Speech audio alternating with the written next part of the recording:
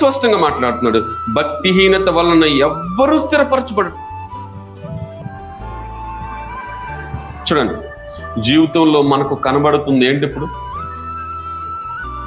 2 మాటలు, 2 ప్రవర్తనలు, 2 విధానాలు, 2 సిద్ధాంతాలు, 2 మార్గాలు భక్తిహీనతకు సాదృశ్యం. చూడండి, జీవము గల మార్గం ఒక్కటే కనబడుతుందా నీ జీవితంలో? ఆలోచన చేయండి. ఒకే విధానంలో నువ్వు నడుచుకుంటూ వెళ్తున్నావా?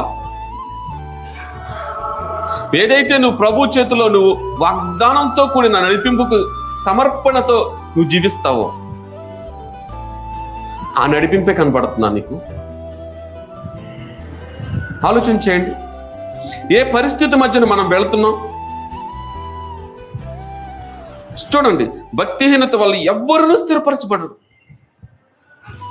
వాక్యం చెప్తుంది, నీ హృదయ ఆలోచన వల్ల నీ జీవితాన్ని కట్టుకుందాం అనుకుంటున్నావేమో, నీ తలంపులతో నిండిన మనసుతో నీ జీవితాన్ని కట్టుకుందాం అనుకుంటున్నావేమో, వాటి వల్ల నీ జీవితాన్ని కట్టుకోలేవు, ఎన్నడూ కట్టుకోలేవు. వాక్యం ఎంత స్పష్టంగా చెప్తుందో అంతగా నిన్ను బలపరుచుకుంటూ వెళుతుంది.